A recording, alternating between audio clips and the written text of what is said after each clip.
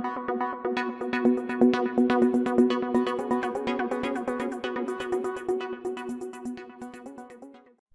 it's Chester at Blue Beacon Computer Training, and in this video we're going to look at formatting a value based on the previous value.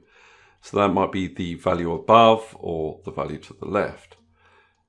In the first example, we'll look at formatting text values, and we only want the format to be applied if the value is the same as the value above. Then we'll move on to our first numeric example, and we want the cell to be green if it's greater than the value above or the previous value, red if it's less, and yellow if it's the same. And we'll do that for values above and values to the left. And then lastly, with numeric values, we'll apply these icons. So we'll get a green arrow if there's been an increase in value compared to the value above or to the value to the left, red arrow for a decrease, and yellow arrow if the value stayed the same. Okay, so let's start with our text example. The first thing to do would be to select all the values that you want to apply the conditional formatting to. So that'll be every value except the first value, because we've got no previous value to compare that to. So I select my text values, and then on the Home tab of my ribbon, go to Conditional Formatting, highlight Cells Rules, equal to. And what I want to say is the value the same as the value above? Now the rule that I'm creating is for the active cell, and then that rule gets copied down to the other cells that are selected. You can see which the active cell is because it's the cell that doesn't have the grey background. It is selected, but it doesn't have the grey background. I am comparing A4, the active cell, with A3. So I'm going to click into A3. Now you'll notice that whenever you select a cell in these conditional formatting dialog boxes, it puts these dollars in the cell addresses. Now those dollars fix the reference. So at the moment, conditional formatting is comparing all of these values to the value in A3, which is why these two Ds are getting highlighted. Now I don't want to do that. I want to compare the value with the value above. So I need to take those dollars out. Now you can manually delete the dollars, or you can press the F4 key on your keyboard to take the dollars out. Either method works. So then I can choose the color that I want to apply if the rule is met. Click on OK, and there we have it. Now it will work the same on a horizontal range. So what I do is I select all but the first value, go to Conditional Formatting, highlight Cell Rules, equal to, click in the first value, take the dollars out, and apply whatever formatting you want to apply. Okay, let's move on to our first numeric example. This one, if the values have increased compared to the previous month, I want a green background. So I select all the values from February down, Conditional Formatting, highlight Cell Rules, greater than, and I'm saying, is it greater than the value above? So I take the dollars out again. And then I'm going to go down to Custom Formatting here. I can choose a green background and white font.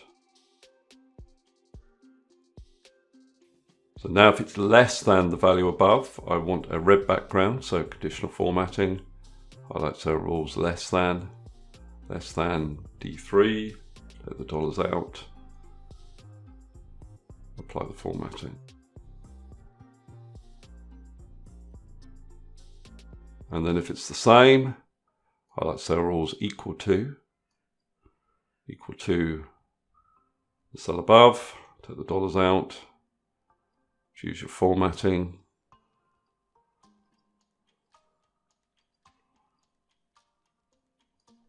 And there we have it.